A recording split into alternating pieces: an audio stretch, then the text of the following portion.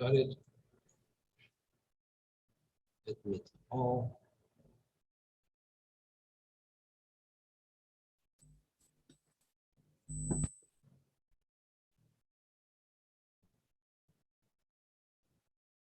So everybody must be joining now.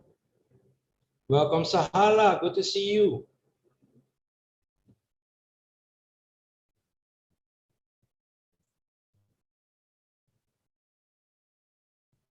So everybody can hear me.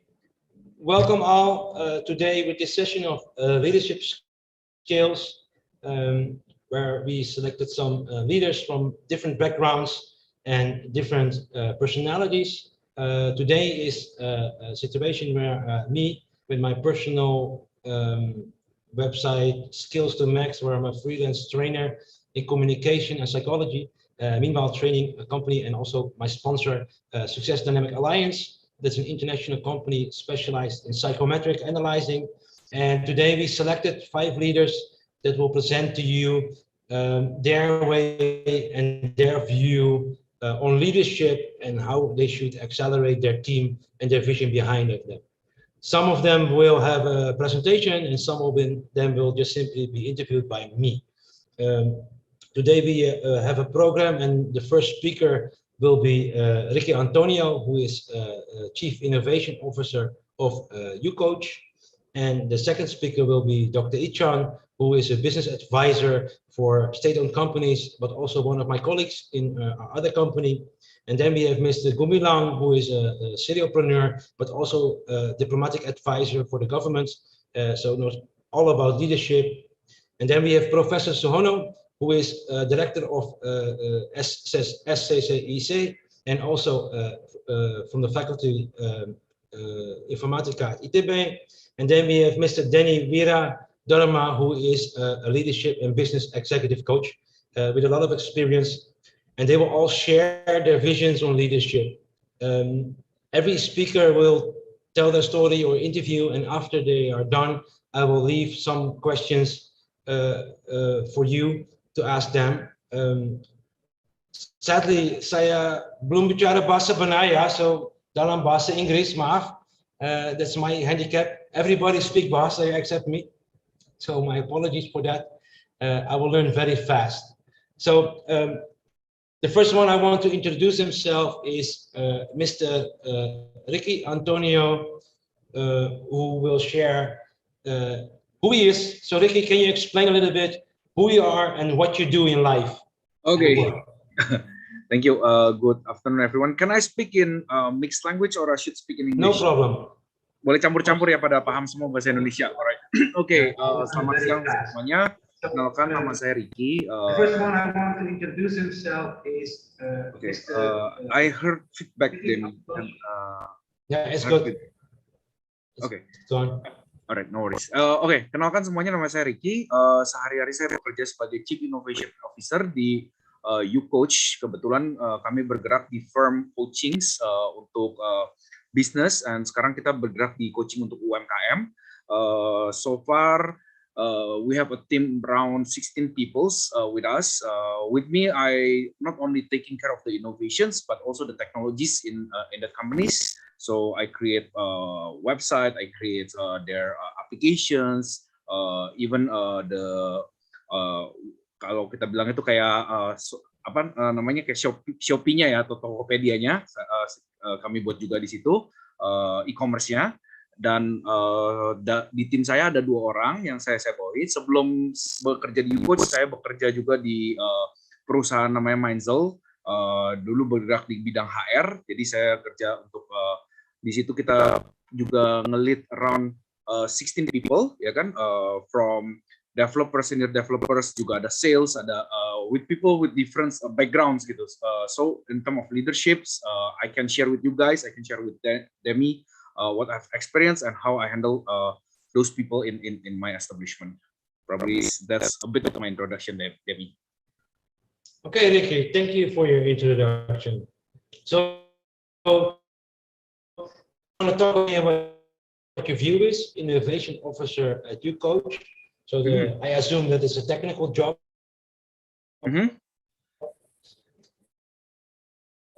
what is, Hello, Demi, you're cutting out. Can you repeat? what is leadership according to you? What's leadership according to me? Leadership is not basically being a leader or who's in front doing the job, but leadership is basically doing it together, being a delegator, and also at the same times improving your teammates. It's basically a team building exercise where we work toward goals or common projects, where you probably as a leader know what to do and what's the end result should be. At the same times, in terms of doing the work and stuff like that, distributing the workloads is one of the main job of being a leaders. But at the same time, it's not just mainly doing that, but giving the explanation toward your subordinates on what this job is all about and how it can improve them and impact them in terms of either their life or whatever they do can impact the society. That's what we've been practicing in UCoach. So everything that we do, everything that basically we ask people to do in our establishment, we need to explain to them on how this actually impact not only us, but also impact our client, our societies. Demi, is he there? Hello, Demi.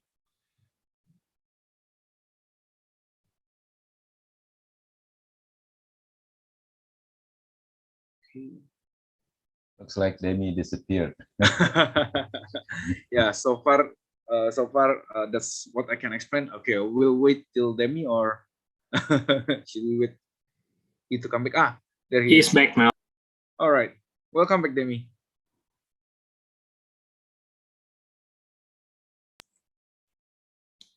Still on mute, Demi. Demi, you're on mute. You just explained what leadership is important for you, but what is, according to you, the most important key to be a successful leader? The most important? Well, leader is just a human being. You need to realize that. So being a successful leader means, like, you need to, first of all, know that we also as a leader have our capacities. We are not always right. So we need to be open to suggestions.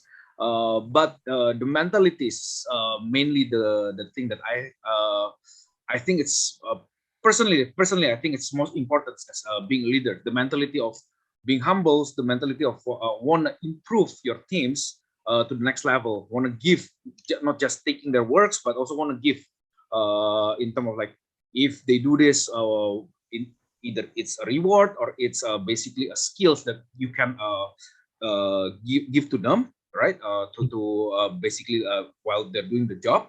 That's, I think, the most important things. And the last part of being leaders is being a communicators. There's no such thing as a good leaders without a good communicators. So you need to basically explain what you need to, they need to do, what you really want, and how the outcome of a project should be in terms of their understanding, and also what the impact basically for them and for other people's out there. Yeah.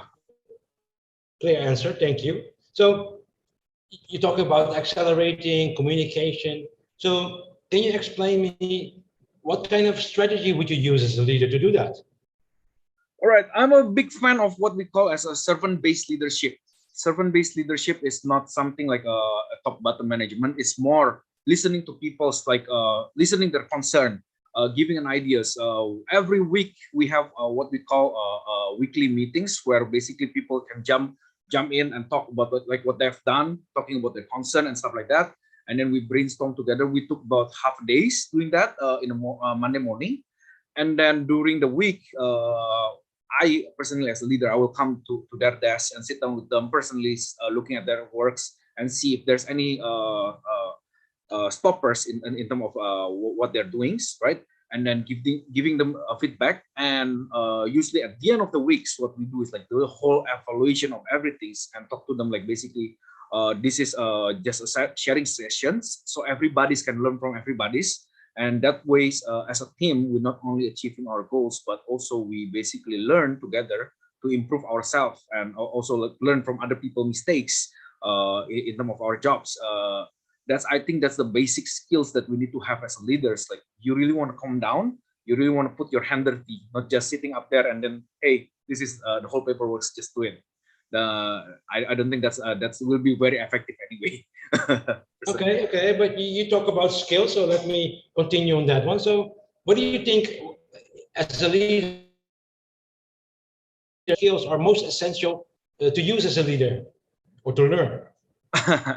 The most essential skill as a leader, there's no such thing as what we call the best leader or the excellence leader, but the most essential skills that we need as a leader is the listening skill. A lot of people that I know being leaders, they just want to hear, right? They like what they hear, they just being here. There's a two different, by the way. It's a English word and Indonesian word. In Indonesia bahasa we say mendengarkan is just mendengarkan, but in English there's two way of saying it's hearing and listening, and it's a two big difference. A lot of leaders just want to hear, but I think the best leaders they really want to listen. And when you listen, it's mean like you want to pay assertiveness, you want to pay attention to what they say. You can repeat on what they say. You can basically articulate the problems of what they say, right? Not just repeating the whole thing. And then you can basically help them to think the solutions. You can brainstorm with them. That's how listening process is supposed to be as a leaders. And there's no such thing as a very super knowledgeable leaders. We know Google is already knowledgeable, but leaders without the listening skills is just a locomotive that's deaf, right? Like they just go anywhere they want without any signage. Demi, right? Yeah, true. Because you're actually saying that trying to understand what people truly mean is the most important skill a leader should have. So then you can act on that, right? Yeah. Okay. Good. And you are a leader of multiple organizations, as I know you. So we always are very proud when we are successful, right? So can you give me one example? What was your biggest success according to you? What made you the most satisfied? The biggest success, I mean, for me myself, the biggest success for me is the biggest success of my teams. Like if my teams can basically create some things that the task at the beginning we said that it's impossible to do, right? People do that in the beginning, and then throughout the weeks, and we found out like okay, it is hard, it's complicated, but it's not something impossible because we are not doing it alone. We're with the team, we can brainstorm and stuff like that. That's I think the most accomplished thing that I can feel accomplished. It's not something like in terms of position or in terms of products that we already done, but if there's a task that's the most difficult task that at the beginning we said, oh man, it's really hard to do it, we don't know how to do it, it's impossible, and then those impossible become possibles. That's something that I think a big accomplishment. One of the accomplishment that I can recall is when we create this absence machine, the fingerprint machines that we put on phones, and it basically can track people's not only longitude, latitude, but also altitude. So we got three-dimensional place where people can check in and check out. So for example, you're in the office in 16th floor, you cannot check out in the lobby. You need to be at 16th floor to check out. A lot of companies, when they're doing that, they say it's impossible to do it. But we found out a way on adding an altitude meters and stuff like that to integrate with our programs to be able to solve the problems. And that's, I think, the biggest accomplishment that I can recall, Demi. Okay, thank you for that answer. So I asked you about your success. So can you also give me an example? What is your biggest failure, if you want to be honest? Well, every success coming from failures, right? Like you learn from your failures. My biggest failures, it was back when I was in Canada, I think. I used to lead a very small groups. It's only like 3-4 people in it with my boss. With that being said, because I'm the most seniors in the teams, I'm becoming very proud of myself. I'm becoming very bossy and stop listening. That's when I learned as a leader, you gotta be really good listeners. You gotta want to listen to your teams. You gotta want to know what happens there. You gotta put your hand dirty. At that point of times, I just I'm responsible for the whole jobs, so everybody just need to collect it to me. Meanwhile, okay, Demis left. he'll be back in a moment. Meanwhile, I will just continue. So what I did to my teams was just asking them like, hey, this is your task. Please submit by the end of the days. And then, during the time, I just laugh with my friends. I leave the job, and it coming back to me that not only actually it ruined the whole teams, the whole communication of the teams, the objective didn't match. What I need to do is basically for the features actually doesn't exactly the features that being asked. In the other hands, the team becoming so unsolid, right? And it's really hard to manage anymore, and the environment become toxic. And that's when I realized that I need to be more assertive, I need to be more listening, I need to be more put on hands with the situations with my teams, rather than being just a boss giving them a checklist or task and then just leave it. So that's basically one thing that I can share with you guys. The biggest failures in my life as a leaders. Yeah. Meanwhile, we wait for Demi. Okay.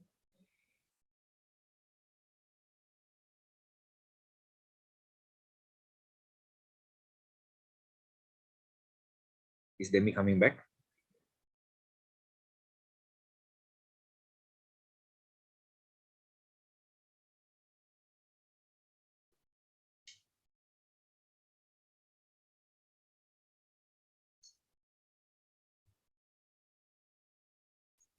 I'm so terribly sorry. Somehow in the home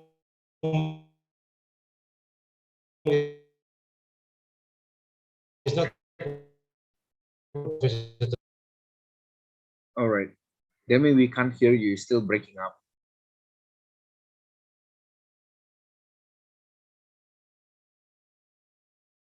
Hi, Demi.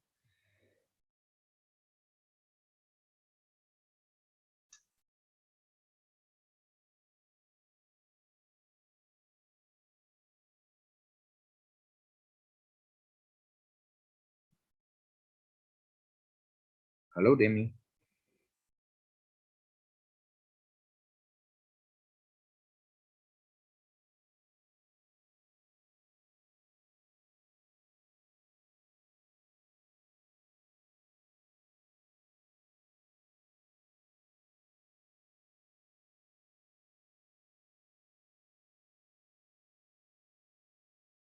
Okay, if anybody have questions, please let me know.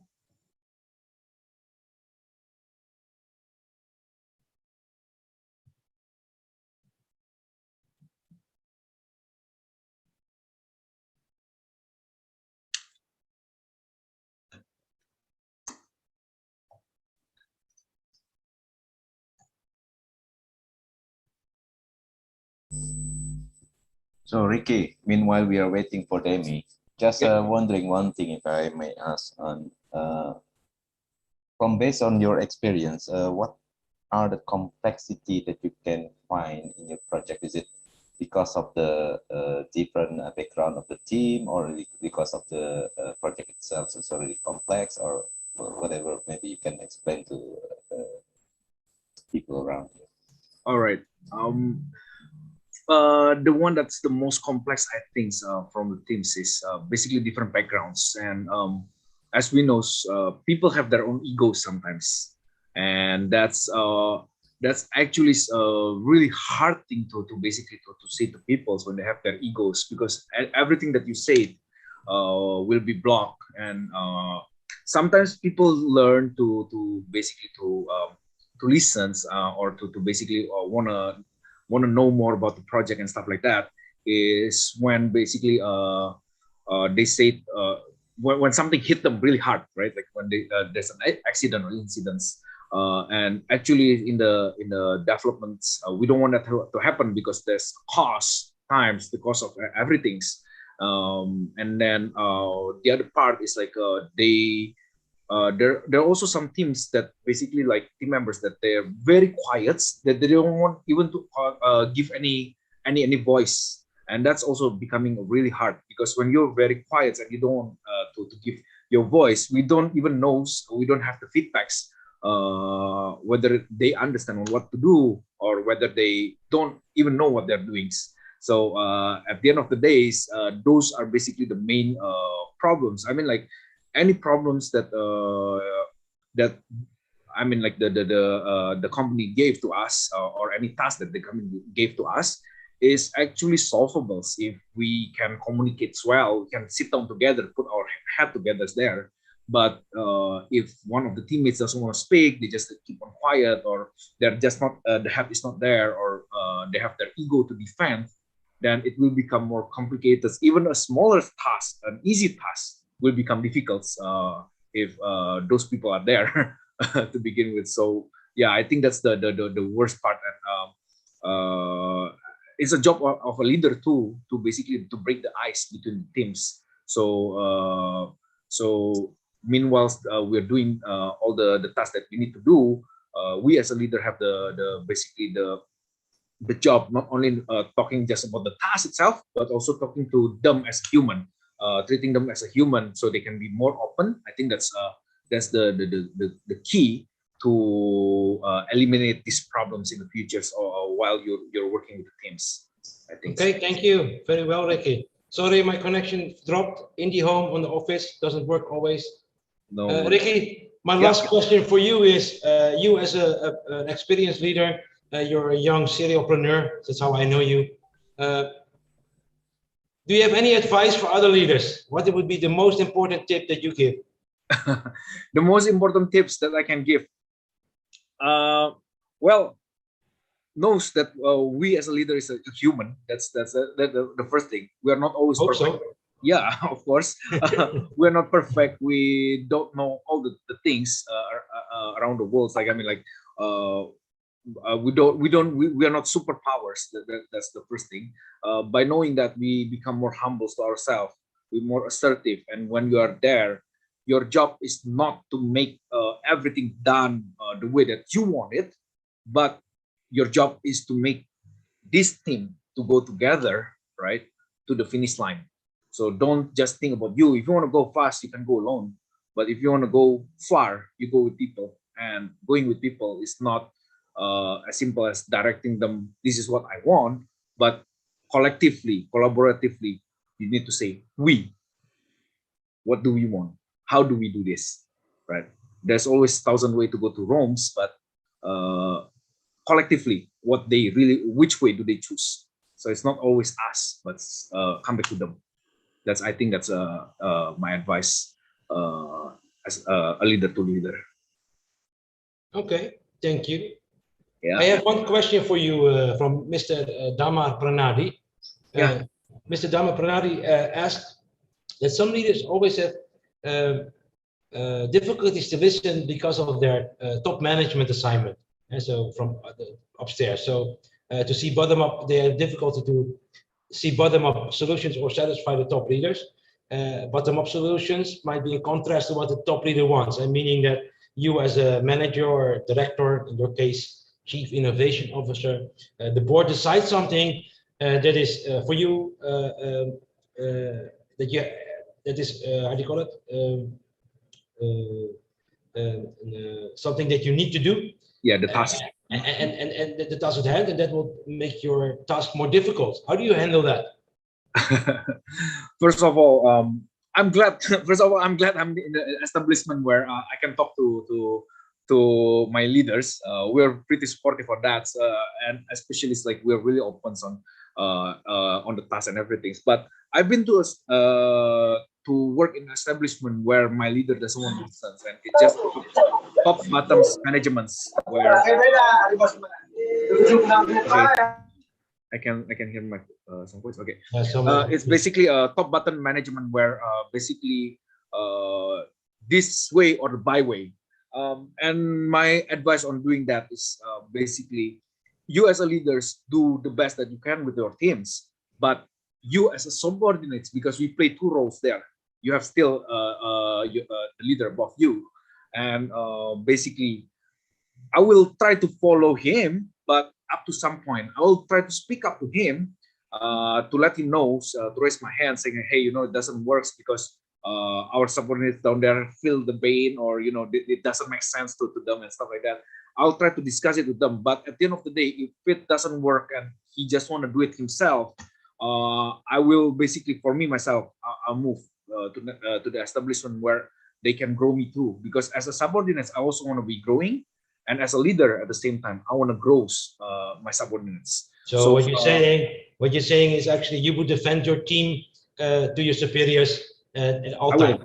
I will try my best to do that, because I mean, like, in the workforce, we are not doing it alone. So that's mean, like, you need the teams to make sure your work is done.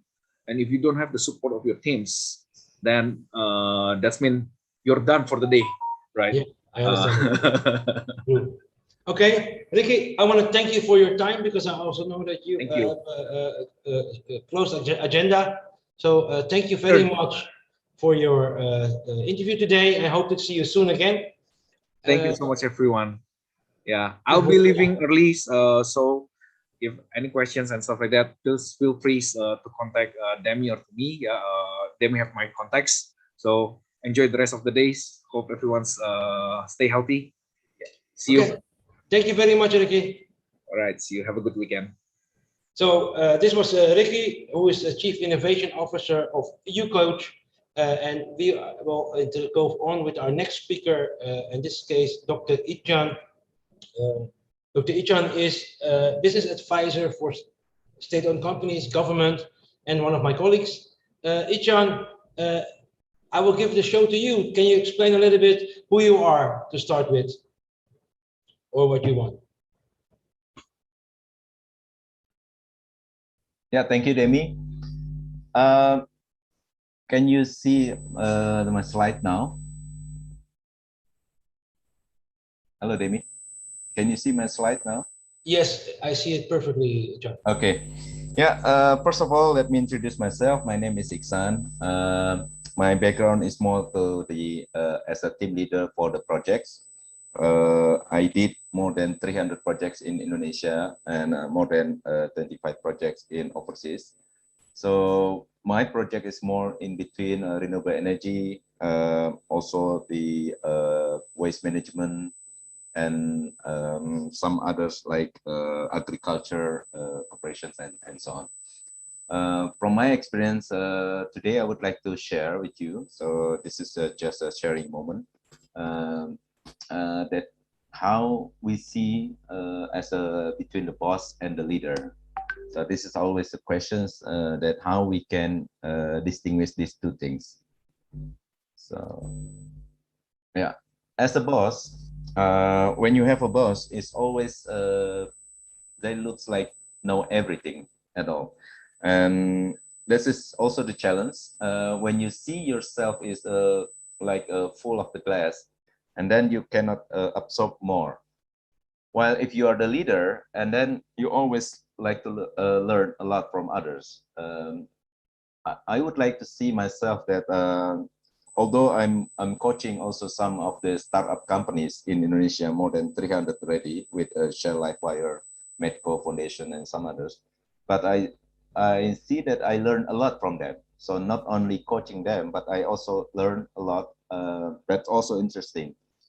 And another thing that is also interesting from the boss perspective, that they talking more than listening, as I also mentioned by Ricky earlier. While the leader, they are listening more than talking. Some of the leaders, they talk a lot also, but they are also a good listener. Another one that if you are a boss, you're giving directions for the problem. So sometimes your team is not creative enough to make solutions of the problems, but it's more guidance from the boss itself. While if you are the leader, you are seeking solutions based on the problem itself. So you discuss on the team, you come up with the solutions, and then you find how to solve the problems. And most of the boss, they are criticizing and bullying their team members. And while the leader, they do a lot of encouraging and empowering. This is more interesting for me if I met a leader that they're encouraging people, empowering people. They give also opportunity to the persons of their staff to be able to grow. So most of the leaders, they give this opportunity, while the boss, they are more they're afraid to compete with their staff. And another point here that for the boss, they're also pointing out the weakness, while the leader is changing weakness to potential source. It means that if a good leader see the weakness is there on their team and they're willing to change it as a potential source for the team. So it is very interesting that how we could learn from others that to make the weakness become a strong point for the team itself. And another point that I mark here from some also discussions that most of the boss are giving orders. So it means that the team member has a lack of opportunity to think creatively about how we can solve the issues or bring the project together. While most of the leaders are providing coaching, they're probably not the best person in the team, but they definitely that the leader is the best team member that can lead the project. So they're aware of that. The leader aware that they are not probably not the best, but they are good in managing people. So when you do managing the team, you have to be able to see the strength and the weakness point of the team. And this is really from the leader perspective that they do also coaching how to improve the weakness from the team member. And the other one that we see from the boss, it is more depending their ego. That's also explained by Ricky earlier. And then for the leader itself, they see that they know that they're not perfect and they understand the imperfections of that, and they are willing to share and to improve that one. So the leaders see that themselves is not a perfect guy, but they always like to learn and to improve based on the needs of the team members. And another one that we see from experience that most of the boss is focusing on themselves while the leader is focusing on the team. For the boss also blaming on others on the failures, this is really bad. But for the leader, they're taking responsibility on the failures. It's more like a hero. If you're the leader, you should be in front instead of being behind, but you should be able to take all the responsibility when the failures come. And for the boss, most of the boss, they are demanding on the result, not care about the process, while the leader is inspiring performance and also focusing on the process. The boss mostly that they're knowing how it's done, while the leader is showing how it's done. So it's totally different that they do act and take the actions in front of the team member. And what is also important here, the difference between the boss and the leader is that the boss is most of the time they're taking all credits on success for their own, while the leaders are giving credits to the team.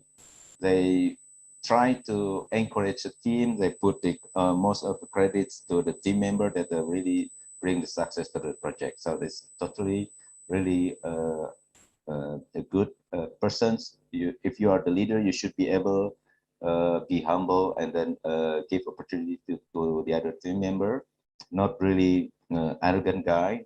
So this is really based on the background of your family probably that can bring this to the practice. And for the other one, the last one, that the boss, they are creating followers. Most of the followers, they are afraid of the boss because they are afraid to do wrong things, while the leaders, they're creating leaders. So it means that when you lead the team, it doesn't matter that if you make wrong decisions, but you learn from how you can overcome the weakness of your decisions. So that's roughly that we will see on these pictures that you see on the left side that the boss climbing on the top, while all the team members fall down. While the leader there try to bring all the team together, not about the speed or not about the how fastest that we can be on the top, but how we can make all the team members to the top. So that's the difference between boss and the leader. And if you see that also if you have a ship And then most of the leaders, they are a good captain. They bring all the team members on board, not the other way around, like a boss that they are blaming to failure to the other people. And you can see on the last picture here that the boss, they're pointing to the staff. They don't do a lot of things, but only sitting and then make the work become heavier. While the leader, they work together with team and show the leadership in front of others. So this is just a rough perspective that I would like to share to others. I give it back to Demi. Thanks, Demi. Well, thank you very much, John. You actually answered all my questions that I asked Ricky before, except a few. Thank you for the explanation. So you're actually telling us that a boss and a leader are two different types of leaders, and which one is better according to you? It depends. If you are on the military, probably you need like a boss, because you have to work on. You have to, at some point you need a kind of a character of the boss, but most of the time we need more leader than the boss, because if we are talking about projects that also involve in when you have a type of boss, you cannot do a success, because most of the success of the project is really depend on your teamwork. Okay, thank you. And John, I'm also going to ask you the same annoying question I asked Ricky before. You as a leader, you did a lot. You were also coaching a lot of startups. What do you consider for yourself as your greatest success?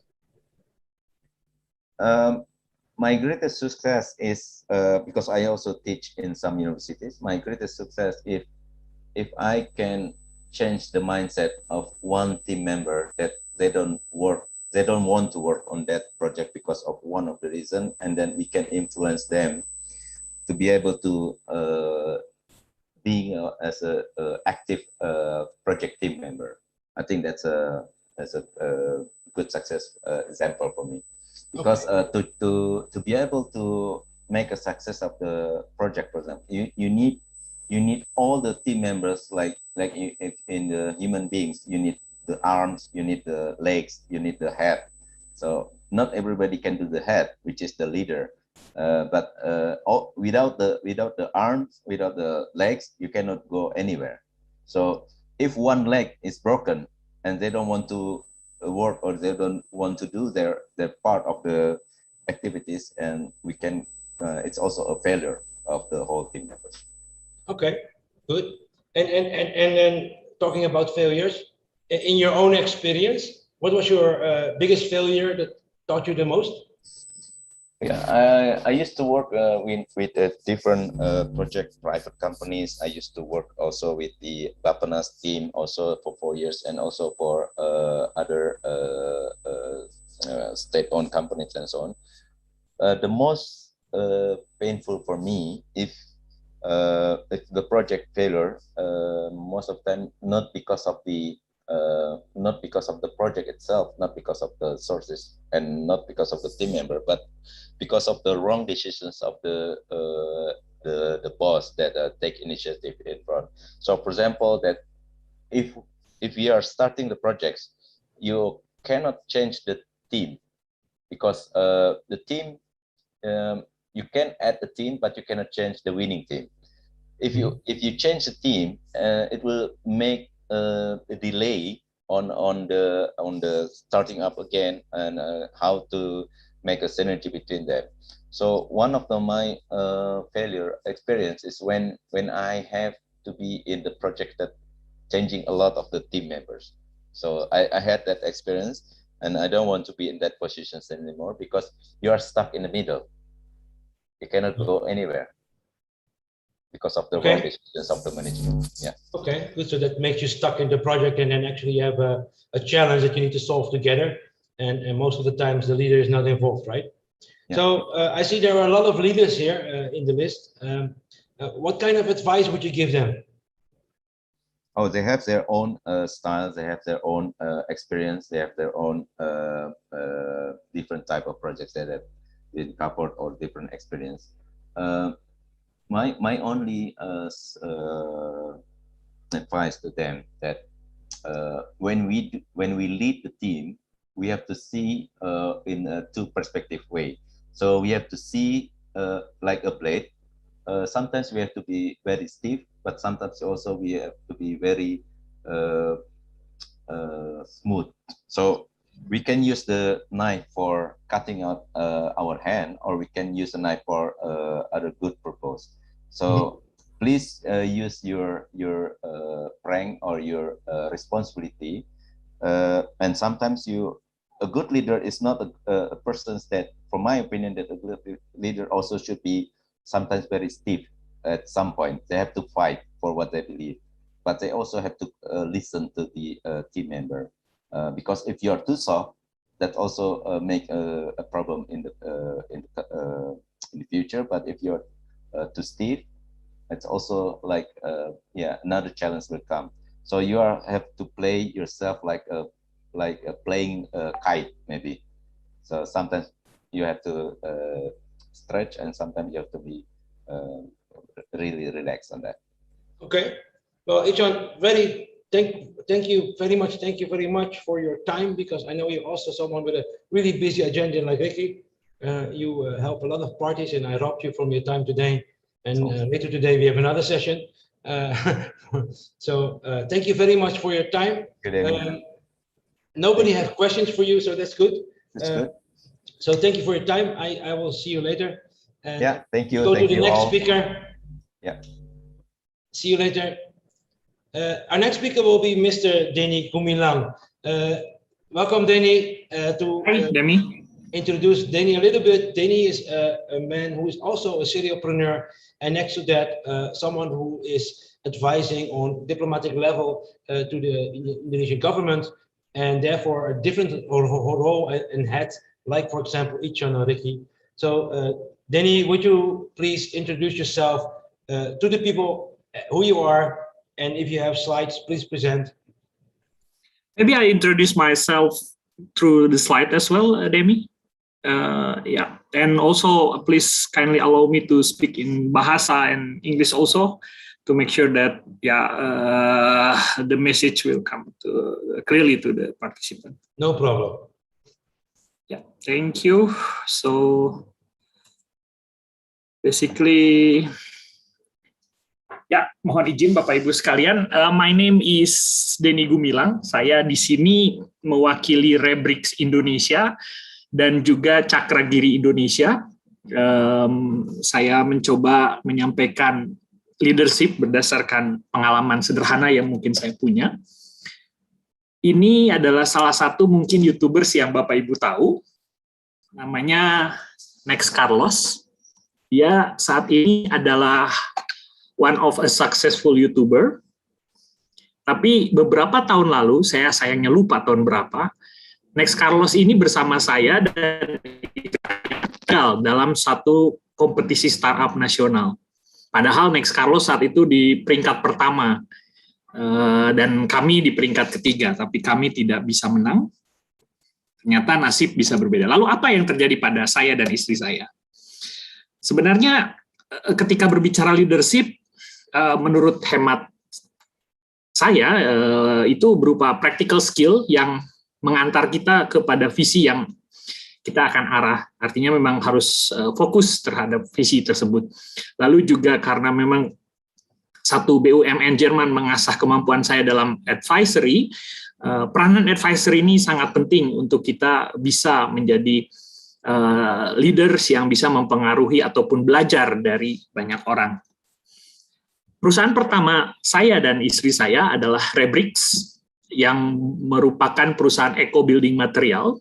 Mungkin lebih update bisa dilihat di beberapa media ataupun di Instagram. Jadi memang apabila Bapak melihat atau Ibu melihat gambar di depan, semuanya ini mengandung komponen sampah plastik yang digabung menjadi satu bahan bangunan Ini beberapa contoh lainnya dengan jumlah sampah saset plastik yang kami gunakan untuk bisa mengubah barang yang tadinya berserakan di laut, di darat, ataupun tidak ada nilainya, untuk menjadi barang yang berharga. Kami menyebutnya rejected plastic waste, dan ini artinya memang sampah multilayer seperti sampah saset, sampah bungkus Indomie, sampah bungkus minyak goreng, itu semuanya tidak pernah ada yang mau beli. Mungkin kami yang pertama kali membeli dari bank sampah, sehingga menggunakannya itu untuk menjadi bahan bangunan. Lalu bagaimana ini terkait dengan mimpi sebelumnya?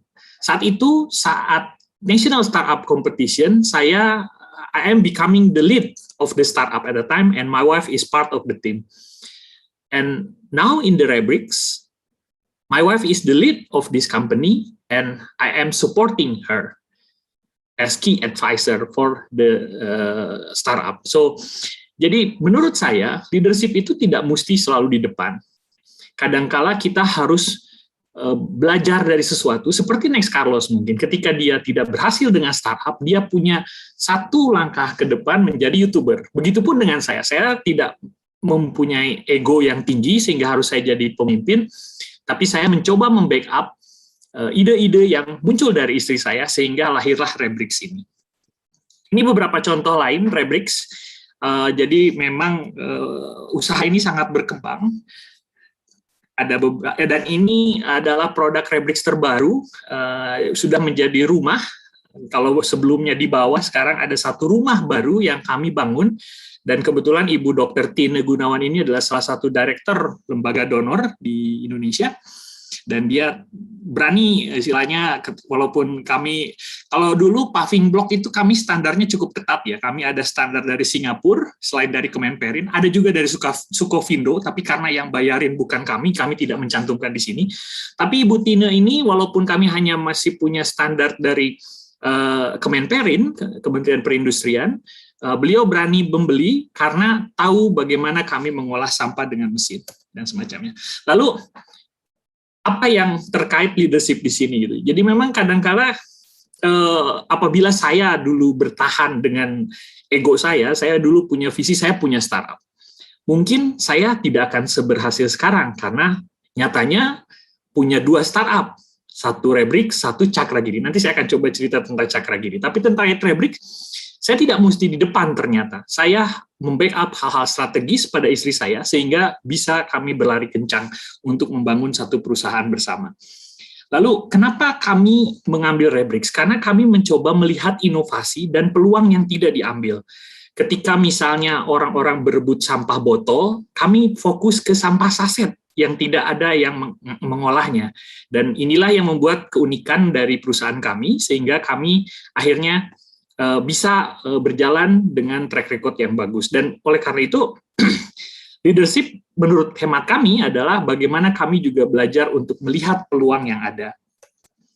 Ini contoh yang pertama, paving block. Jadi memang sebenarnya pressure power-nya di atas 250 kg, competitive price, green method, dan jadi memang kami bekerja sama dengan saudara sepupu istri yang sudah berbisnis bahan bangunan 30 tahun lebih untuk membangun mekanisme yang sama. Dan ini produk baru, hollow block seperti Batako. Ini roster yang memang coba dibangun, dan ini contoh sertifikasi dari Kementerian Perindustrian, ini dari Singapura, lalu ini juga beberapa yang lain dari Singapura, ada lagi untuk dari Kemenperin tes yang lain untuk hollow block, dan ada dari Sukovindo, tapi kami tidak bisa menyampaikan because the one who paid the Sukovindo standard is not us, so the other client who pay for that, and they pay for this standardization, and we cannot claim the result of the Sukovindo.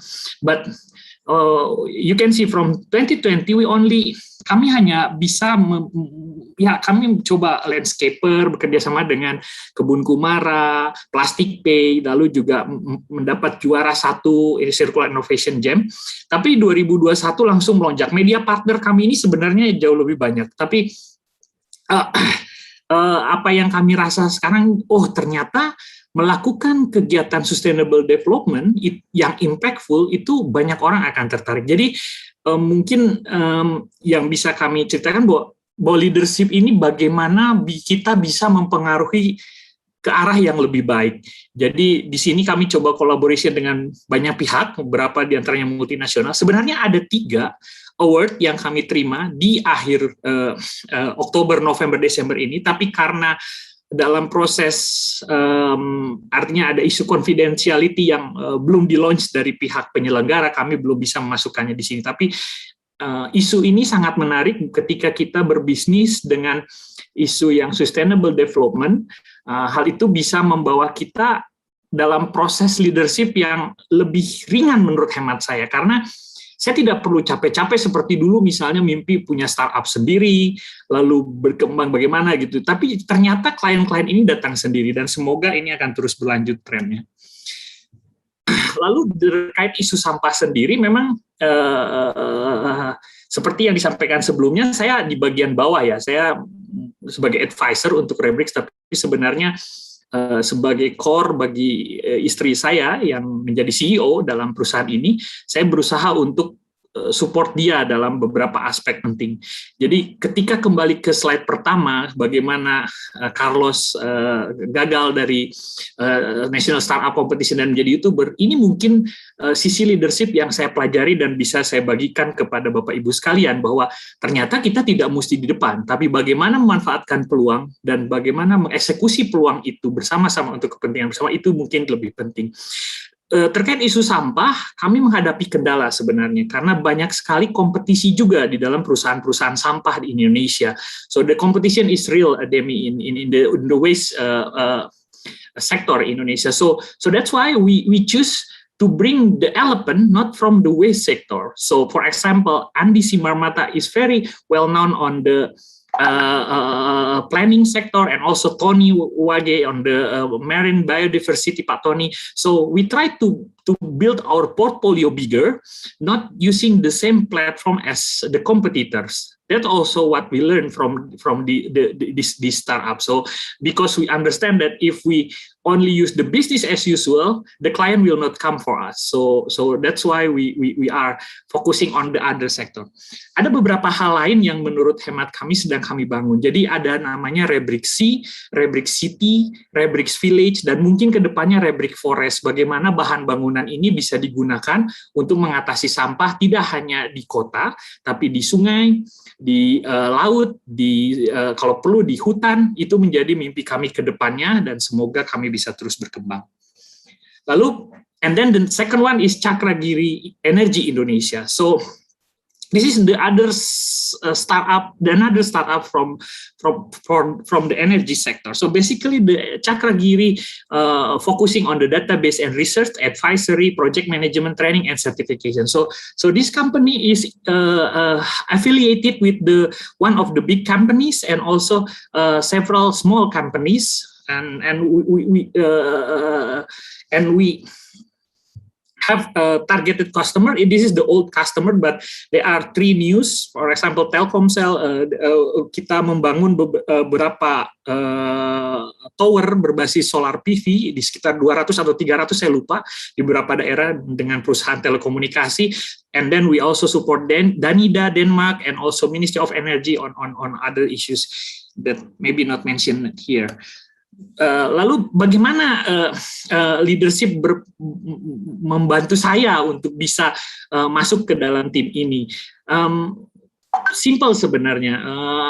Jadi waktu itu kami membangun suatu trust collaboration dengan beberapa orang di sini. Salah satunya adalah Pak Bambang, Prof. Ajis, and also Herman, supaya kami membangun bisnis bersama. Dan ketika kita bekerja sama, jadi ibaratnya kalau dalam konteks Rebrix, saya menjadi turun membantu istri saya. Kalau dalam konteks ini, kami berusaha bersama-sama untuk membangun satu perusahaan. Jadi memang di situ mungkin leadership lebih mudah bagi saya terutama, karena saya juga punya beberapa kesibukan lain, dan ada satu perusahaan lain juga di luar 2 ini yang saya kelola, sehingga kita bisa memanage waktu dan juga memanage hasil yang mungkin baik untuk bersama. Jadi mungkin itu that's maybe leadership from my side, Demi. So how we can focus to our vision. Of course, we need to have practical skill to do that, and also how we can utilize the advisory skill. It means that we need to become the trusted person.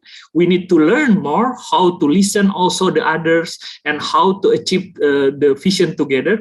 And of course, how to shifting the risk, because if we are only the one who lead the company, maybe the risk will be bigger than before. So maybe also I will be failed like next Carlos in the previous national startup competition before, not like now. So maybe that's the sharing that I can share. I'm sorry if mohon maaf atas segala kekurangannya. Yeah. No, very good, because you gave another side of building a business.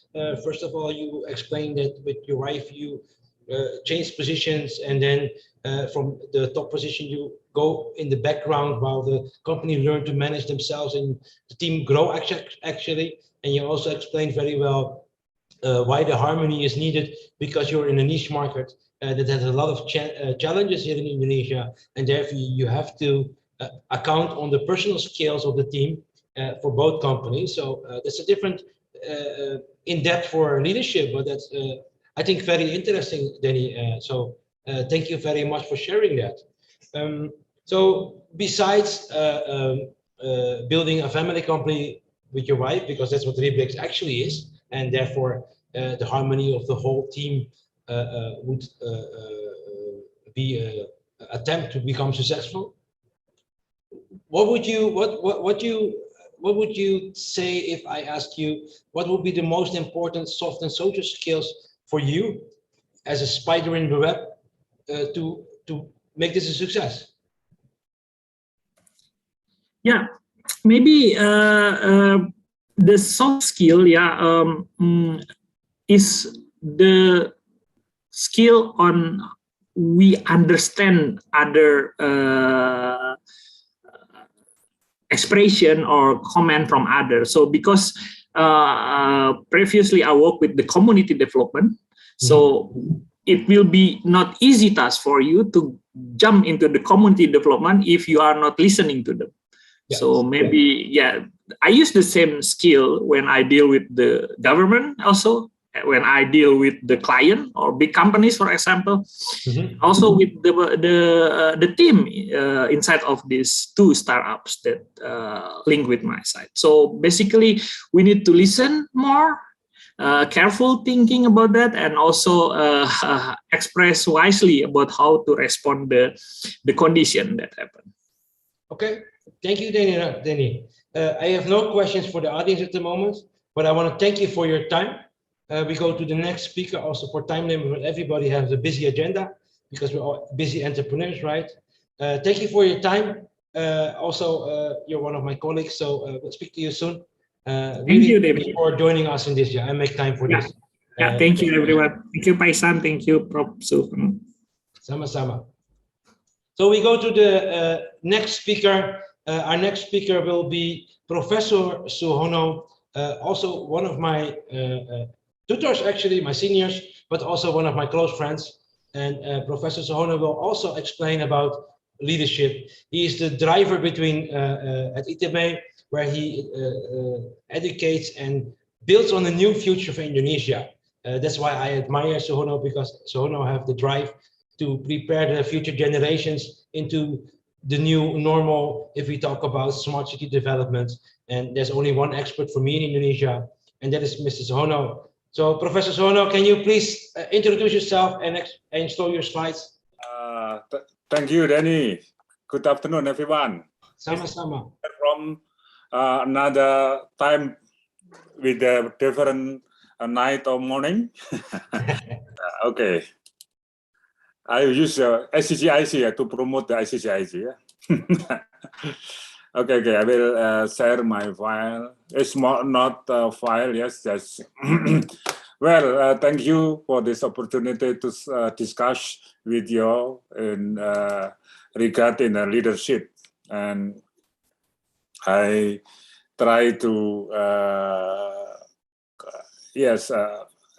concentrate or focusing on the society 5.0 with in regard to smart city or smart egg or smart people, smart infrastructure, smart mobility, and so on and so on. Mm-hmm. Who I like to ask you, who is the successful as the leader in COVID? Who is the successful who transformed our society in a COVID era? The most successful will be the most creative. CEO. This is one of the very simple question. Yes, I think in media social. When I before COVID, I'm komisaris PT KAI atau Indonesian Railway. I try to use video meeting with the Zoom or Google Meet. It is too difficult. I try to ask board of director, I to ask board of commissioners to discuss together like this afternoon with the Zoom or something like that. But unfortunately, it is still fail to influence the board of director or ecosystem in a big company and also some organization using digital technology to make more efficient discussion. Fortunately, in COVID-19, we have transformed our meeting from physical meeting to digital meeting with a video conference like Zoom. So who led the digital transform of your company? CEO, CTO, or CIO? And of course, the answer now is COVID-19. It is one of our lesson learned, a good lesson learned when we try to transform in digital learning and from luring to daring, from physical to digital-based learning. It is our hikmah, our lesson learned use in COVID-19 that we can use digital technology as one of our success transformation. Not yet full transformation, but still remain some question about the hybrid meeting, hybrid curricula in university. So we call it a smart transformation. Digitalization become smartization. Smartization is not just technology, but also people and process. Now, so how to transform the existing condition to becoming our objectives? This is our question in this afternoon. Yes, this is one of our history is as I don't know why some people said that Suhono is a Papa smart city in Indonesia or smart city father in Indonesia, but this I will just simple tell you about very simple. I try to transform with the society in technology, people, process, and also, of course, publication. This is one of our, of course, and I would like to tell also our technique or our approach when we try to influence the society to understand what is the smart city or transformation. Generating the node and connecting the nodes. This is one of our experience. We call it as a network-centric leadership. Network-centric leadership. How to create the node from some high competent or competent human resources becoming one node, and then how to connect its node becoming influence to other society, like in my experience in a smart city. This is one of the figure of the friend, and also get a very simple organization for the generating the node. I also expect in the millennial generation established with the call it a connected generation. This is a good moment. I try to influence what is the connecting collaboration, content, cloud, and so on and so on, becoming one of the framework. We call it generating the node and connecting the node. It's not so easy because there are a lot of challenges to connect, to collaborate each others. But this is one of our challenges to set up the frame community in smart city.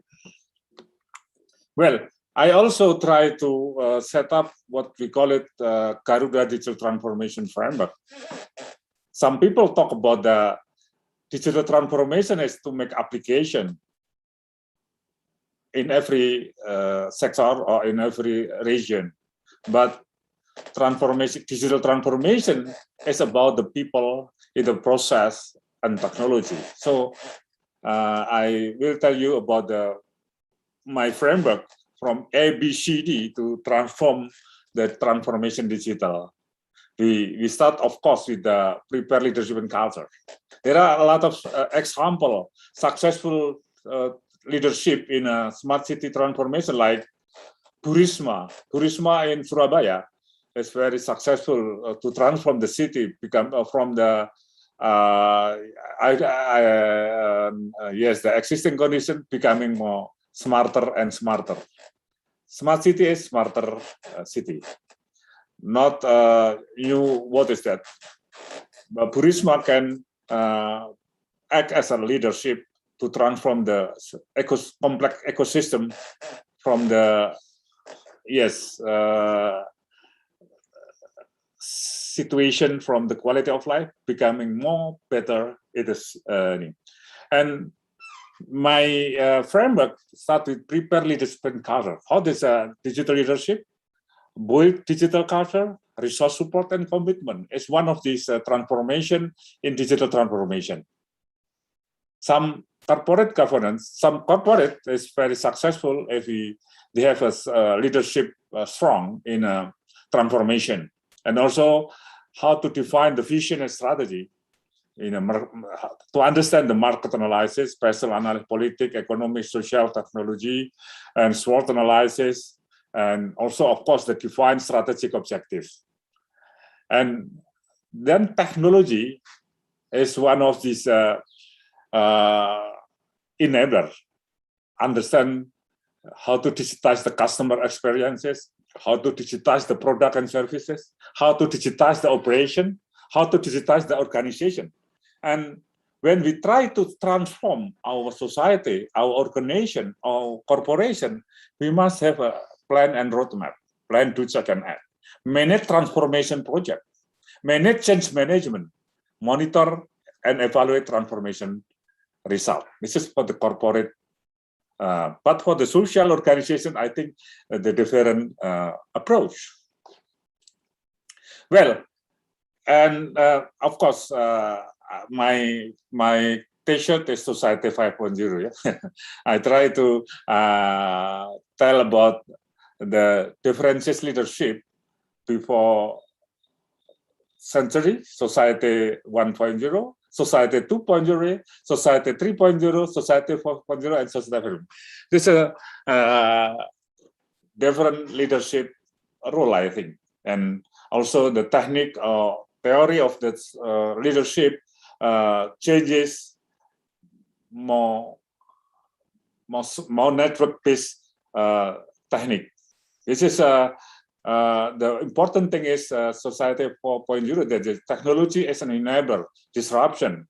And for example, in the city, 15 years ago, the mayor worked in the city using belusuan. You know belusuan? Belusuan, every day mayor go to the city problem. For example, for the traffic jam, had problem in the situation, and also for the flood, for the problem in its infrastructure or a problem in the citizen, maybe only can reach for the 8 points in the city. 1 point, for example, from the road to a river to building, 1 point to 1 point is 1 hour. And then for 1 day, maybe mayor only can get for the 8 problem. However, the problem in the city is the number of the population. For example, Semarang with 1.6 million population. So the problem is 1 point, and the number of river, the number of building, and so on and so on. So if we use the people or only mayor, every day maybe only 10 or 15 problems solved. However, the problem is maybe 1.5 million. So using the technology like IoT, artificial intelligence, sensing, and so on, we can solve the city becoming efficient, better, cheaper, more speed, effective and efficient. This is approach for the society 4.0 in the city. So leadership is change from the human to machine. Governance now is also change from the only people becoming how to combination between the human and machine. And if we go to, for example, in AI, driverless car, driverless office, how the role of the leaders. And this is one of our challenge to overcome the problem in a society based on a machine base. If you know the number of workers in 2020 till 2030, there are a lot of job loss. McKinsey said more than 23 million job loss. And however, will be new job about 46 millions of 40 million new job, both using machine and the people. So what the role of leadership in the future? This is our challenges in a new society 5.0. People is in above, technology is an only enabler or is an only title. This is our challenge for the leadership. So it keeps changing. 2 minutes, yeah. Okay, 2 minutes, yeah. Okay, I will say.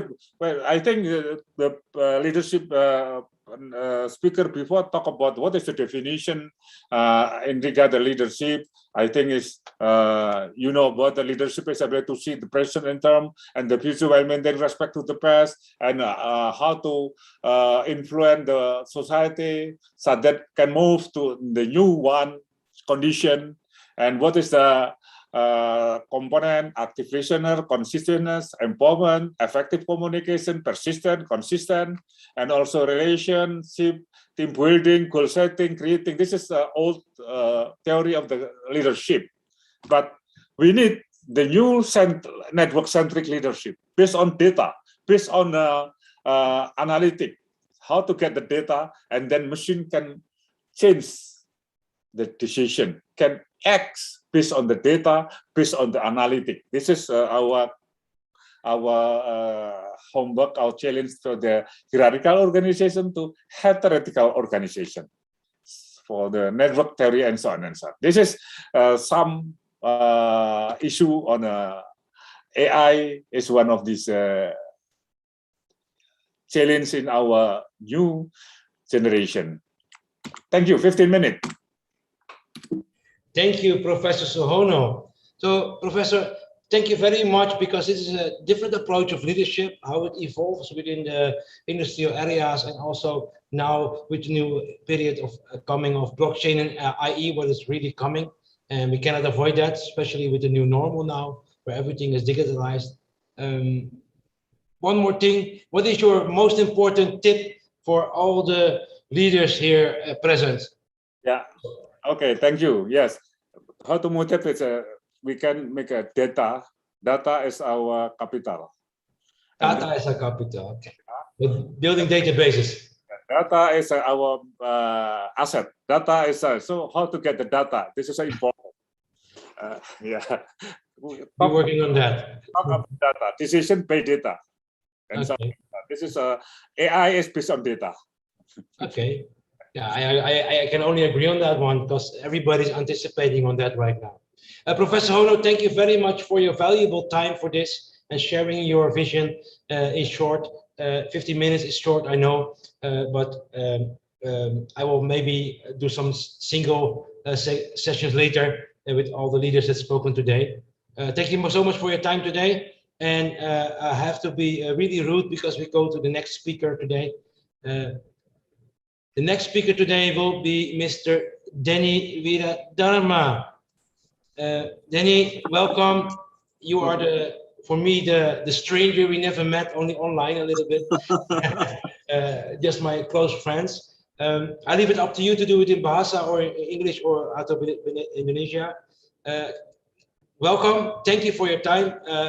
I saw your profile and I wanted you as a speaker because you're quite interesting if we talk about, we have similar grounds of being an executive and a leadership coach, so I like that. So please introduce yourself. If you have slides, please show them. If not, I will interview you. I leave it up to you. Okay. Okay. Thank you, Demi. First of all, why don't we give Demi the applause icon, everybody, because I think Demi has done a great job in organizing everything and connecting us online. Thank you so much. And let's talk about leadership. I have slides ready. Hopefully, this will help us visually. Okay, so let me begin with this one. Okay, I trust that the slides are well on your screens. Okay. Perfect. Perfect. Okay, thank you. Okay, ladies and gentlemen, my friends, before we start these 15-minute sessions, can I ask how many of you are leaders? How many of you are leaders? You can just probably click a thumb up button in your screen or in your Androids or in your laptop probably. How many of you are leaders? Okay, let me check. Okay, please respond. Now, I'd like to begin with the question. What does leadership means to us? What does leadership means to you? And what does leadership means to me? According to John Maxwell, Dr. John Maxwell, my mentor, leadership is influence. But if I can add a word, I will say that leadership is ability to influence. First thing, we need to be able to influence ourselves. We need to be able to lead ourselves. That's leadership is all about. Because if we cannot control ourselves, if we cannot lead ourselves, then we cannot convince other people. For example, when Demi approached me to speak in this event, I think Demi is leading himself very well in showing that, you know, I'm trustworthy, I'm doing this for the goodness of people, and so forth and so forth. Take the opposite examples. If Demi is not able to influence himself, or like I said in the screen, on the screen, he's under influence, probably under influence of laziness, under influence of ego, under influence of last minute things and so forth, then I don't think Demi will be able to influence me, influence Professor Suhono, Ricky, and the other speaker. Whereas to influence you to come and join us this afternoon. So the first thing is leadership is about to ability to influence ourselves. If we can influence ourselves, then the next thing is becoming much easier. You can influence others to work, decide, and act better because you have the credibility. You have shown them the examples. You have shown them the path, how to make better decisions, how to work professionally, how to act ethically.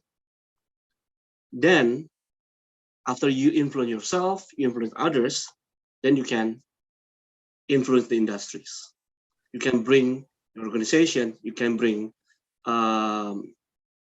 your PT, your company to become the influence and leading in its industry. So that's my definition of leadership. How about you? If you have other things to say, please. I think we love to have the comments in the chat box, right, Demi? Yeah. So the people, everybody is free to react. I yes, see you love yes, interactive. Me too. yes. We'd love to see comments. What is the meaning of leadership to you? Okay.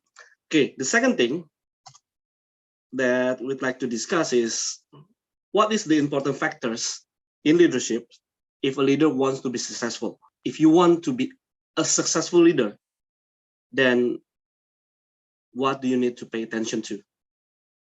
We have lots of leadership experts. John Maxwell, Dale Carnegie, Stephen Covey, and many other people. And I think if from my experience, I can I try to deduce to the 3C. If you're taking notes, the 3C stands for, first one is clarity of destinations. Some may call it as sufficient, but I will call it as clarity of destinations, meaning that you are going from the conditions that you don't like to the conditions, another condition that you like better. For example, some of you as leaders, you are in the condition whereas where your voice is not being heard by the board of directors. You are becoming a GM or directors that is belittled by your boards of directors. That's your condition. What is your destination? We need, if you want to be successful, you need to be clear of your destination. Whether you want to, the destination will be, you want to be heard or you want to pay revenge to those who belittle you. There's two different things. You need to be clear about your destinations. The second C will stand for, if you want to become a successful leader, is clear communication.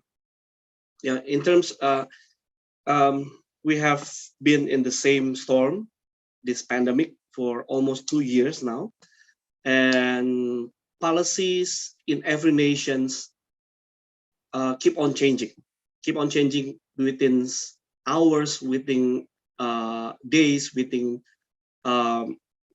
weeks. As a leader, we can be unsure.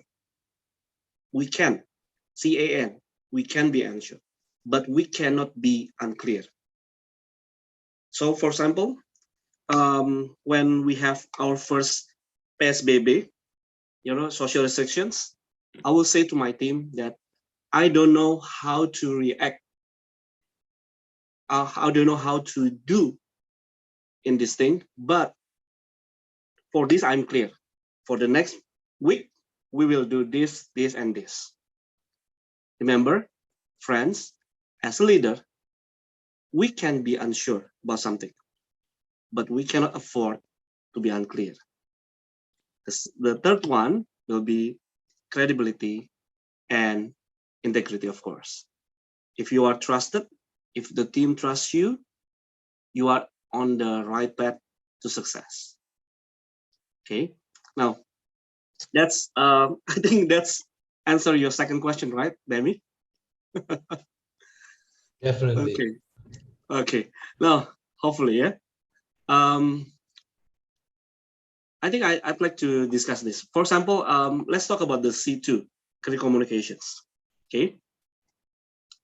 Hopefully, we still have time. Take for example, communication, clear communication. Why do people need to listen to you? If we have Demi here, we have Professor Sono, we have, I think Ricky has left, Pak Iksan, Pak Denny, on my screen, we have Pak Sahala and the other friends, Pak Denis. Why people do need to listen to you? As a leader, why people need to listen to you? Can somebody answer the questions? Demi, as a leader, why people need to listen to you? I will explain a little bit later about how I see that, but why do people need to listen to you is very important, and most importantly is not really listening, but understanding. Understanding, okay. Different definition of listening. Okay. Like Ichan explained before, you have a difference between hearing and understanding. Hearing and understanding, yeah. Okay, yeah. You listen to only to hear the voice or the sound, and understand the message, right? Understanding is agreeing. Agreeing leads to motivation. Motivation leads to participation. And participation leads to self-leading. Yes. Now, as a business coach and as a scientific coach, the directors or the business owner usually answer this question very simple, because I paid their salary, because you are working for me. That's it. That's it. Now, the problem is with clear communication, you have many reasons people listen to you. People listen to you because of your relationships, because you have good relationship with the team, with the stakeholder, and so forth. You have people have reason to listen to you because you have done something good in their life, because you have sacrificed something for their behalf. Okay, probably they listen to you because you have good insights. For example, when I listen to Pak Denny on rubrics, I really listen to what he has said because it gives me insights. Probably you listen to someone because they have the abilities to help you, and or abilities to make your life worse. you need to listen to those people, or you are listening to people because of the characters, because he is or she is trustworthy, he's humble, he's not bossy, then you want to listen. Because of relevance. For example, if I'm a cancer survivor, then people with cancer will listen to the story that I'm telling them because they have the relevance. And the last one is about conviction. Sadly, my friends and Demi, of course, Demi is also my friends. Sadly, many of us only use one or two skills on the screen. Many of us only use abilities and convictions. Many of us is only using insights, but we can train for more. Are you sharpening your skill? For example, this November, probably you want to add another 2 for your communication skill. That's I will stop on that one. And then acceleration strategies. Demi is asking me, what strategy do you use to accelerate your team and improve their development and results? Now, if I want to accelerate my team, I will use 3 strategies. Okay, first one, bad apple will ruins everything. So I need to fix and upgrade the recruitment process. Okay, it's no use you give your team lots of training if you don't fix your recruitment process, because if the people coming into your team is not the right one, then you have trouble. That's it. John Maxwell will say that you cannot turn he says you cannot turn chicken into eagles. You cannot send ducks to eagle school. That's it. If you want to have eagles, you need to upgrade your recruitment process. Then your team development will be much more accelerated. Second one, make everyone get in the zone and stay there. I talk about your strengths. Many of us are more sensitive about mistakes. Many of us is more sensitive about our weaknesses. Hey, during this presentation, I forgot about this one. I'm talking too fast and so forth and so forth. We are so sensitive about the mistakes and the weaknesses that we have. And that avoiding us from knowing our strengths and being very good in that strength. So if you want to have your team accelerated in their development, make sure everyone know their strengths and sharpening them.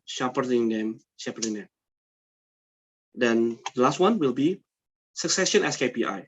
Now, when I talk about succession, people will say, but this is the top of the chain. We don't have any other career level on top of us. Okay, there will be only one directors, there will be only one GM. So how can we do successions? Now, take approach as succession as KPI. For example, succession in a certain job, not the position.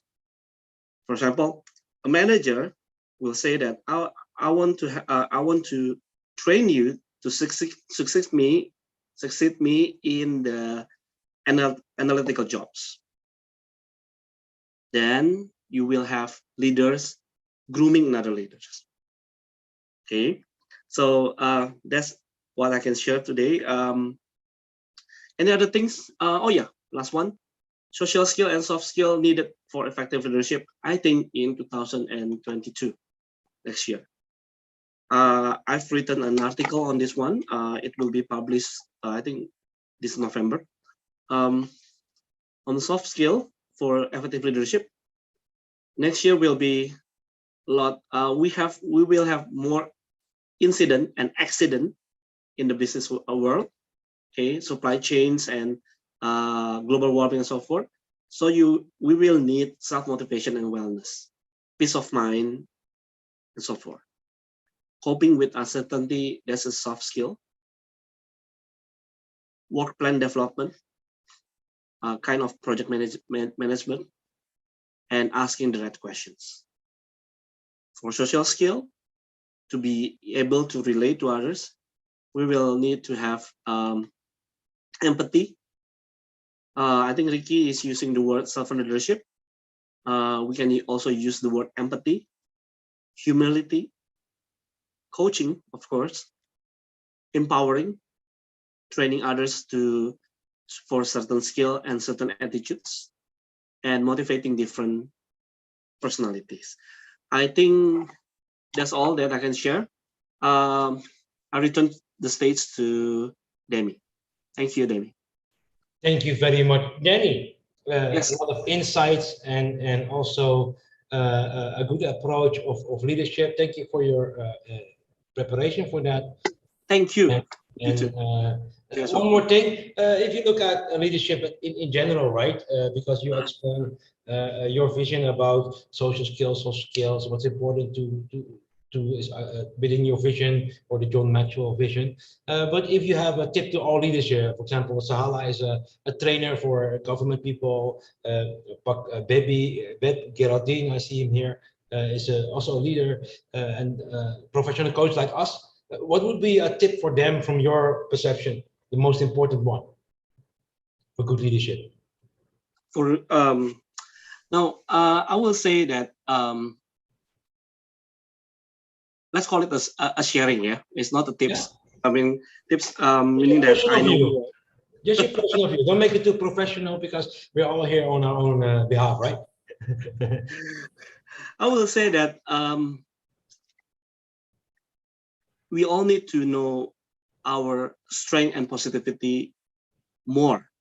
Mm-hmm. And we need to close our ears from focusing on the negative sides of our leaderships. Mm-hmm.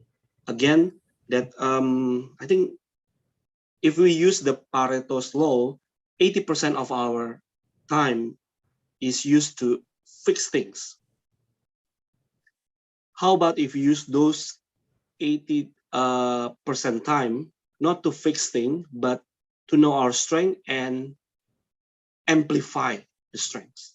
Then your strength as a trainer, your strength as a executive coach, your strength as a leader will in time cover all the mistakes, or will in time covers all the weaknesses that you may have. Okay. Thank you very much for that view. I like it. Denny, thank you very much for this time, because I'm going to do a little bit about my own vision. We're going to do a session later if you want. I want to do it more time, of course. Today is just a short introduction who we are, and I'm going to explain a little bit about my vision in leadership, yes, but also a little bit from the sponsor in the end. So thank you much for making time for this. I really appreciate it, and wow, I like it. I love it, actually. Yeah, and it's all speakers are really amazing. That's also my goal today. I wanted to put in totally different leaders with a totally different perception, because everybody always generalizes leadership. But in my opinion, every personality is different. That is influenced by our phenotypes, our environment, and therefore we all shape differently. And therefore we have millions of different styles. And not everybody really understands that, because we love to put it into 1 or 2 or 3 categories. And that's actually makes you blind for good leadership sometimes, because we only do it in our own perception, right? So thank you, Denny. I will do a little bit about myself. So everybody here, thank you very much for being here. I'm going to do a little bit more about leadership. So I'm going to share a screen also from my own leadership training that I professionally give.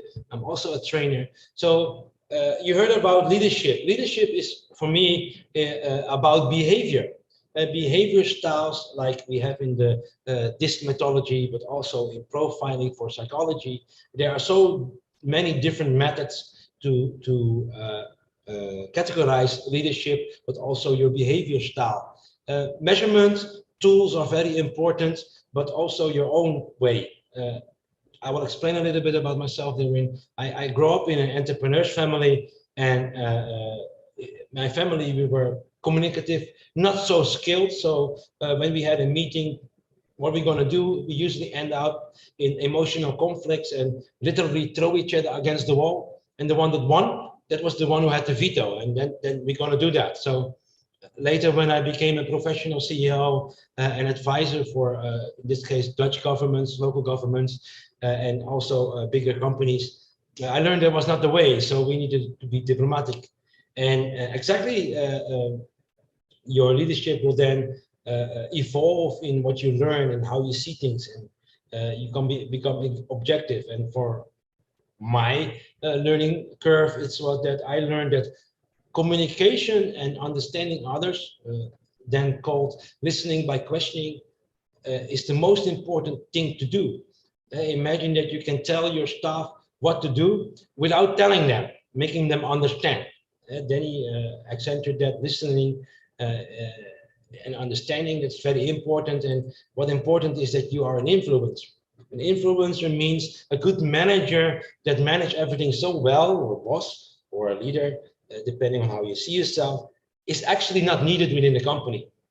As an influencer, this means, in my perspective, that you motivate and guide the organization and the team and the results into an upward trend by strategic influencing.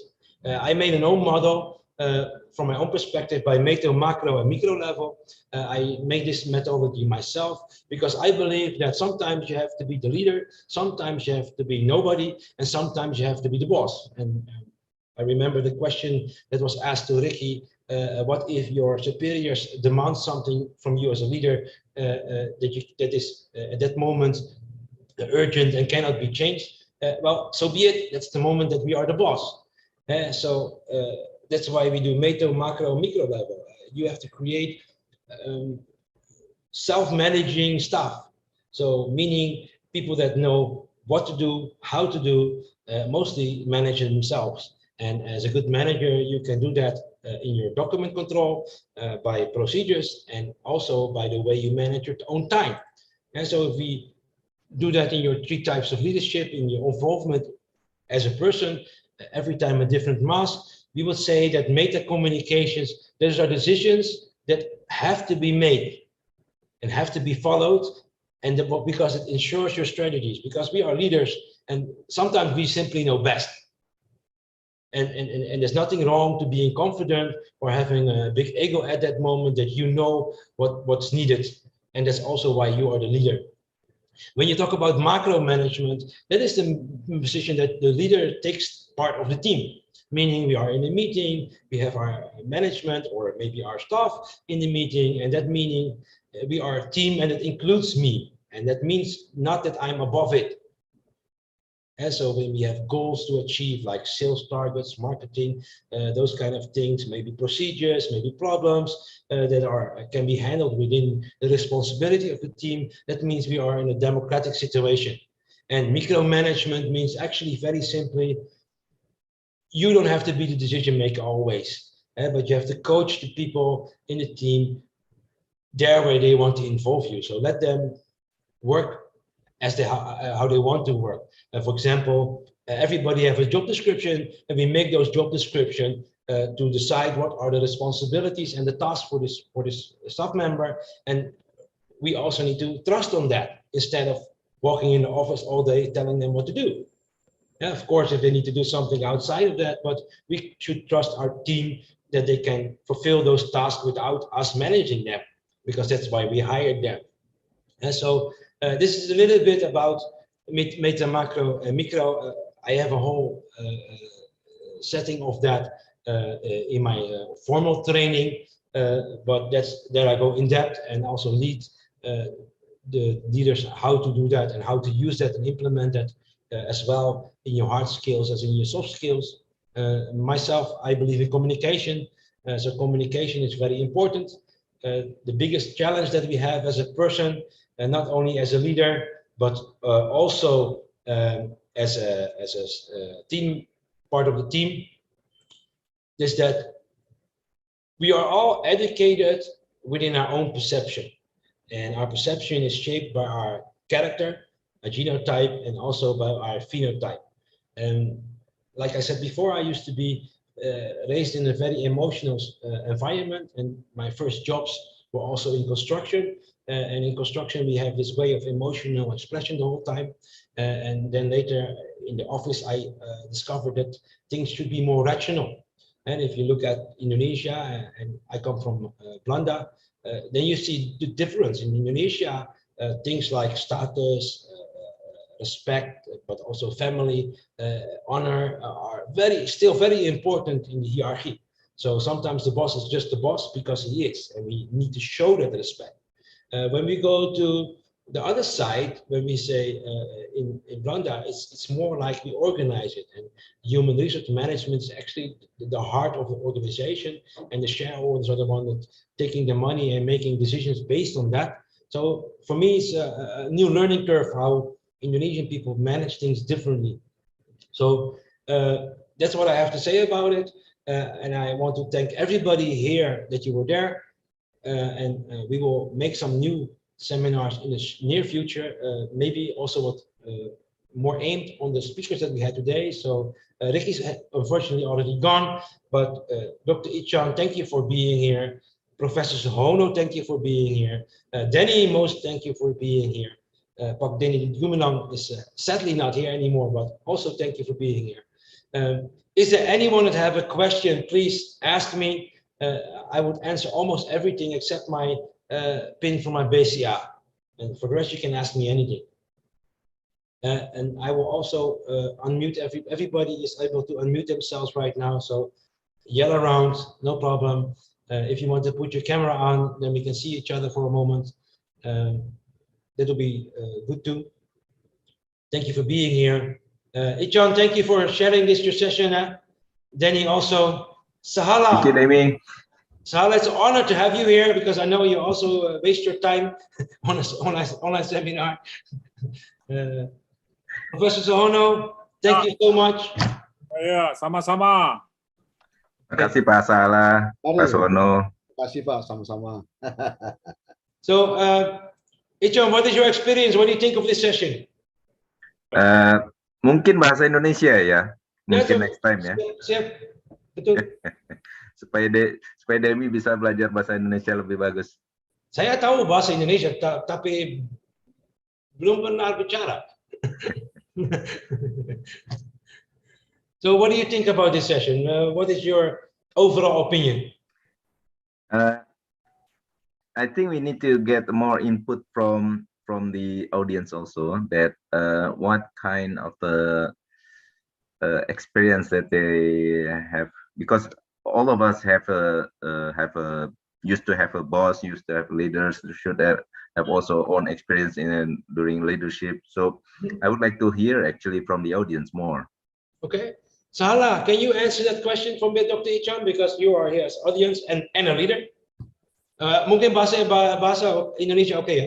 Oke, jadi dari yang saya lihat tadi memang saya kan menulis tadi ya, kasih notes bahwa sebaiknya bahasa Indonesia disampaikan dalam forum ini. Ya, karena belum tentu semua bisa berbahasa Inggris. Oke. Ya, jadi tentu lain kali bisa lebih baik lah ya. Yang kedua, catatan saya banyak mengajar leadership ini, yang kurang di Indonesia itu langkah-langkahnya. Jadi yang diajarkan itu hanya bagian per bagian, misalnya kita mengajarkan mobil, ini ada setiur, ini ada ban, ini ada apa elektrik segala macam. Jadi dia diajarkan itu partnya. Padahal sebenarnya untuk yang muda-muda ini, kalau dia memimpin sesuatu, bagaimana langkah-langkahnya? Ya, jadi itu yang kurang. Ya, kalau saya selama ini saya ajarkan itu pertama, kalau Anda memimpin sebuah grup, tentu pertama Anda harus tentukan apa misi dari grup Anda ini. Yang kedua, bagaimana kriteria sukses dari grup Anda ini, tentukan kriteria suksesnya. Yang ketiga, tentukan apa sasaran dari grup ini, jadi ada visinya di sana. Yang keempat, bagaimana program kerjanya, strateginya. Baru komunikasikan, dapatkan komitmen. Langkah-langkah seperti itu yang saya lihat kurang. Dan itu sangat dipentingkan oleh yang muda-muda ini. Ya, jadi kalau langkah-langkah itu mereka dapatkan, pada satu ketika mereka memimpin, mereka udah tahu, oh begini loh langkah-langkah saya. Nah, itu saja pendapat saya. Saya mengikuti banyak webinar leadership, saya lihat itu kekurangannya. Jadi ya saran saya kepada Pak Demi, perbanyak itu Pak langkah-langkahnya itu, karena itu yang paling nanti diingat. Kalau saya memimpin, bagaimana langkah-langkah saya? Kira-kira itu aja pendapat dari saya ya. Terima kasih. Ya, makasih Pak Salah. Ya, Ya. betul, saya setuju Pak Salah. Mungkin pengalaman itu juga tidak bisa diajarkan satu orang ke orang lain, pasti beda, karena pengalaman juga berbeda-beda. Ya. Secara pengalaman, secara umur, kematangan, dan juga kedewasaan itu kita juga berbeda-beda. Nah, ini kita perlu belajar dari semua nih. Dari hal itu sebenarnya mungkin secara umum nanti mungkin Demi bisa buat guideline yang lebih ringkas ya, karena guideline itu kan hanya sebagai kisi-kisi ya, sebagai gambaran kasar, tapi intinya ada di kita semua. Mungkin itu Pak Salah tambahan saya. Baik, terima kasih ya. Hanya masukan saja dari saya. Baik. Ya. So, Demi, are you still here? Hello, me? Yes. Yeah, so Demi, this is your first introduction with me in one of my interactive sessions. I also like interactive session. Sahala joined in the past one of my information events about communication. Yes. So I usually do not admit people without camera. I usually want to make it interactive, right? And it's like a classroom, right? Yeah. If we are in a meeting room or in the classroom, we also do not hide behind the door, right? We open up. So this is also how I see this, especially when we talk about the new normal, meaning this is the new way to meet. That means also we need to make chemistry this way, right? And if people don't do their makeup or those kind of things, I didn't do my makeup today, by the way, and I put my camera on. Anyway, but Denny, what is your experience today? What do you think of all the speakers and in general, and what Sahala gave as comment, because it was very sharp? Yes, I think this is an excellent one. Meaning that I don't know how much money you spend on marketing, or probably you spend kosong on marketing. But if you can gather, quite numbers of people for this event, now this is a great start. Yeah, it's always fluctuating, right? Because when I do for success dynamics, for example, for the psychometric analyzing, sometimes we have 800 people, 100, sometimes 2, sometimes 10. It's depending on the time, and I'm still how do you call that? Still learning the Indonesian way, right? So this is good. This is good. This is good. Meaning that I once read something that if you have one negative comments, you need to have 2 positive comments. Yeah, because that's how we live. We need to appreciate the positivity that you bring, and I think this is good for 2 reasons. First, with 0 investment on marketing, you have used your network to gather people, and you pick a topic that is inspiring people to know more. If you see the comments on from the people, from the friends, they will say that we can be more specific, we can get more specific topic and so forth, meaning that it arouses their interest. Yeah. For a beginning session, this is very good. This is very good. Thank you very much. Actually, the reason I did this session is because, first of all, I wanted to give my friends a podium. Second of all, I am now training Success Dynamic Alliance. I am helping them setting up the marketing. They are busy with psychometric analyzing, and in a further stadium, like I already showed you, right? Where I want to grow is that there are different kinds of behavior styles, but it also means there are different kind of leadership styles. Actually, I want to also for my own training and my own methods, because I actually do not believe in measurement methods like this methodology, because I'm a psychological profiler myself. But I also understand that people that do not have my knowledge, they need a tool, right? We all agree that social skills and soft skills is essential, especially for these kind of things. And so where I want to grow to is that, like for example, with you or with Ichan, or maybe even with Sahala in the future, or with Professor Hono, let's do a session profiling your style and profiling your behavior, and see if these methods align with who you really are. In my opinion, 90% should be effective. I don't know how about you, but myself, I've been headhunter, recruiter more than 15 years, but also troubleshooter for larger companies. So I had a lot to do with knowing what kind of meat I have in my bathtub, how we say it in Blanda, vlees in de kuip. And so what kind of people do I have here? And the most important thing is you have to know it's split second, because one word wrongly, they will use it against you, they bury you, because that's the world we are in if you're on the higher level, right? Yes. So with success and with trial and error, I learned to profile people in 10 seconds with 80% accuracy. And that experience brought me to a level that I can actually guess by a picture who you are for 80% accuracy. And sometimes even go into your past and into your future based on what I see. And normally people call me arrogant and having a big ego, but what people don't know about me is that I'm especially very confident. And that doesn't mean I have a big ego or arrogance. It means that I know what I'm saying, and I'm sure that I'm saying by. Okay. You understand what I mean? So if I approach it to you, when I saw your picture, when I saw who you are, same with Ichan, but also Sahala that I learned before. Most important thing that I want to see when I do this kind of things is integrity. Yes. And I want to see compassion, that you are willing to help others. Ichan, for example, I met him as a really dominant guy. No bullshit, no cut the crap. That's her favorite words. But if you look in his eyes, this guy wants to help everybody. Mm. Right? And that is more important than how you present yourself, right? Sahala is the same. Sahala is very critical, and when I met Sahala, he was really, how do you call that, laid back, right? And now I see Sahala really pushing himself into the screen, saying what he wants to say, and it makes me proud of you, Sahala. So you really worked on your attitude online, right? It's cool to see, right? And other people should also have that. And Denny, I met you for the first time, and I hope we can learn a lot from each other, because that's something we always do, learn from each other, right? And I saw some people commenting, Debbie, can you put your camera on, please?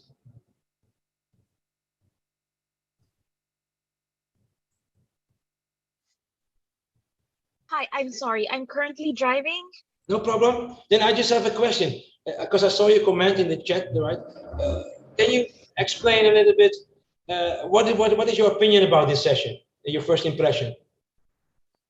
Right. So I initially commented that it's a great variety. I was surprised with the scope of, the industries and the experience that we just had squished into a very short amount of time. So it's a great way to, start to see what people really need. But in addition, sometimes, it takes a little bit of specific guidance for people to really identify what will really help them in terms of leadership. So I myself lead a team of, a few people, but I've seen how giving them specific guidelines is really effective in terms of their work. So hopefully in the future, there will be more sessions that are quite specific to either each industry or each leadership challenge. Thank you. That is indeed the goal. And I have one more question for you, Debbie. And I'm going to ask some more people also. Debbie, my mission today was actually to show the people in the audience what kind of diversity of leadership there are, and that leadership is never the same. Did I make you aware of that today? Definitely. Mission accomplished then. Okay. Thank you very much. And I hope to see you next time also. Thank you so much. Damar, are you here? Yes. Hi, everyone. Damar, Nice to meet you, Mr. Demi. same questions for you. What do you think about this session? What's your opinion? Yeah, this is overestimate than my expectation, because I believe that there are a lot of leadership training, but this has a different taste of leadership. As mentioned by Debbie, it has like various leadership styles and various backgrounds, and yeah, I learned a lot today from the speakers. Thank you, Demi. Okay, thank you very much, Damar, for joining us, by the way. Thank you. Yeah, thank you. And, Johannes, are you here? Because you're also one of the that was on the chat. Yes, I'm here. Johannes, same question to you. What is your opinion about this? Yes, it's quite interesting sessions. I see there's a lot of different perspective about leaderships. And before, I don't think it will be in one session, but it's quite. I think this good sessions. So you have a snapshot from every different angle. What is mean by leadership? So it's more than what I expect from these sessions. Thank you for inviting me. Thank you for joining, and thank you for the compliment. And if anyone else wants to say it, then I'm going to go to closure. And for the YouTube video, I go to closing the session. Ozzy, I saw your camera go up, on and on.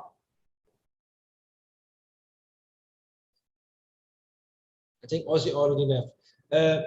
So Sahala, Ichang, and other people present, I'm going to close down. I'm going to play the sponsor video, because that's why I get paid, right? No, joke. I should have said that. Anyway, no joke. So I will close it, and I will put on the sponsor video. And I hope I see you all next time. And if you're watching this on YouTube, if you want to be speaker in the next session, please contact me. You have my contacts, because I want to do a selective session again with 5 speakers in short. and maybe also, as Debbie requested, and I also really agree on that one, do one-on-one sessions with some of the leaders and more into a talk show setting than this. Thank you all for being here, and see you next time. Bye-bye. Hope to see you soon, Olaf. Okay.